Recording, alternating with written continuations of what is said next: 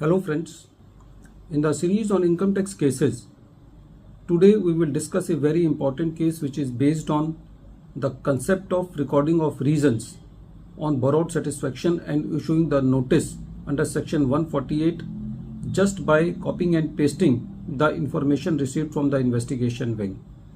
It has been seen that when the reopening is done and when the additions are done, there is very little coherence between the reasons recorded and between the additions made. The question before Kolkata ITAT bench was that even if some additions have been made and even if some additions have some relation with the reasons recorded also, but primarily at the face of the reasons are recorded without application of mind and majority of the reasons do not become part of the additions. So whether in that case the additions which have been made should have the legal sanctity of the law as per section 147 proceedings. This issue has been taken up by Kolkata ITAT C bench in the case of Ujala Suppliers Private Limited versus Income Tax Officer, and this case is reported in 109 ITR Tribunal, short note 16, and the date of the judgment is 7 December 2023. The present case relates to the assessment year 2009-10, 10-11. In the present case, the assessee has filed the return of income at nil for both the years. The AO do have the information from the investigation wing. When the information was received, the assessing officer just copy and pasted the contents of the letter received from the investigation wing in the reasons. The content of the reason was that there have been cash deposit of rupees 4.32 crore in the 6 accounts which were related to the 5 parties, and then that amount has been transferred to the bank account of the assessee. When the assessee got the notice under section 148, the assessee challenged this notice on the ground that the notice is not proper, the reasons are not proper, and they have been issued and they have been recorded without independent application of mind.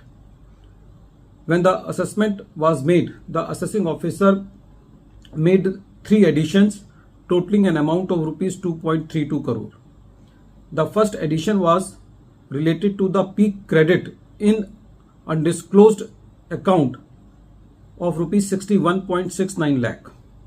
The second addition was for undisclosed commission of 17.13 lakh. The third addition was unexplained cash credit of rupees 1.45 crore. When the matter was before the CIT appeal also upheld the additions made by the assessing officer, because generally it has been seen that there is no relief at the CIT appeal level on the ground of borrowed satisfaction. When this matter travelled to the tribunal, the assessee vehemently challenged the assessment proceedings on the basis of borrowed satisfaction. The tribunal said that the assessing officer just recorded the contents of the letter received from the investigation wing, and the tribunal said that it is not the true spirit of law as regard the 147 proceedings. The tribunal said that it is the duty of the assessing officer to apply his mind on the information received and record the objective satisfaction. The tribunal said that in the present case, the case has been reopened without recording the independent reasons by the assessing officer, and there is little coherence between the reasons recorded and the additions made.